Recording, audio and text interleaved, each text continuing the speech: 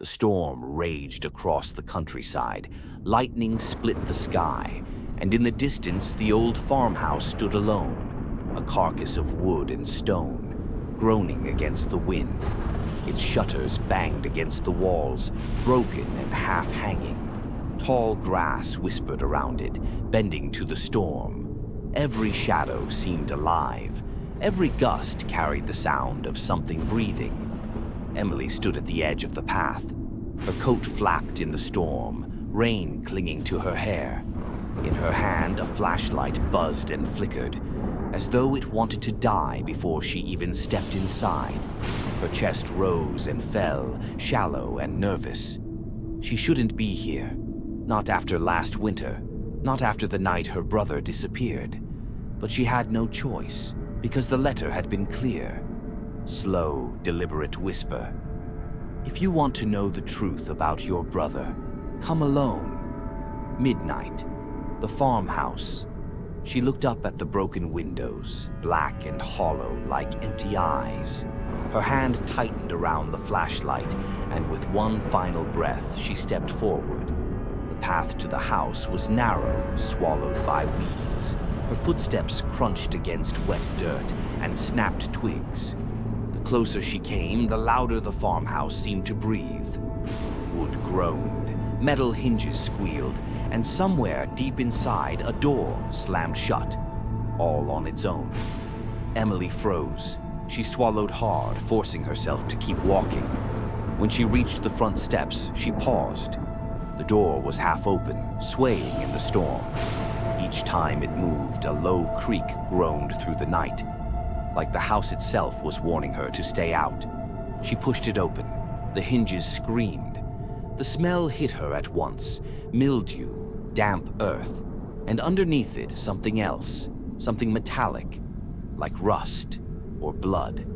Her flashlight beam trembled as she stepped inside. Dust swirled in the air. The walls sagged with age, wallpaper peeling in strips. Every board beneath her feet moaned as though it might snap at any moment. "Hello?" she whispered. Her voice barely escaped her lips before the silence swallowed it whole. Nothing answered. She took another step. The floor creaked, long and drawn out. Her light passed across broken beams, collapsed furniture, and shattered glass. Each shadow seemed to move when she wasn't looking at it. And then she heard it. Soft at first, so faint she thought it was only the wind. A scratching sound. It came from beneath the floorboards, steady, desperate.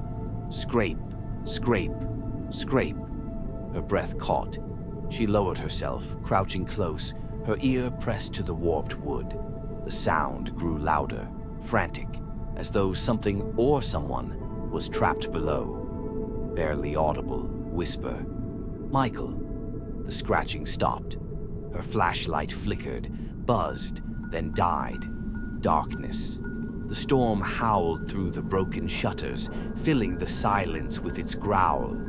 Emily's hands shook as she fumbled for her phone, but before she could turn it on, 3 sharp knocks directly beneath her feet. Slow, deliberate, like an answer. Her body locked in place, her chest tightened. Every hair on her skin stood upright. She stumbled back, the wood groaning under her weight.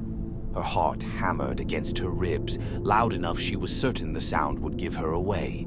And then, a voice, hoarse, distorted, unmistakably human, whispered, broken, "Don't let them in."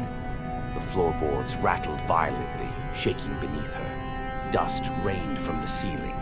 The old walls groaned with the weight of something moving below. Then came another knock from the far corner of the room, and another, heavier, from behind her, then another and another, until the house echoed with pounding from every direction. Emily's eyes widened in dawning horror. It wasn't just one thing beneath the floor. There were many, and they were trying to get out.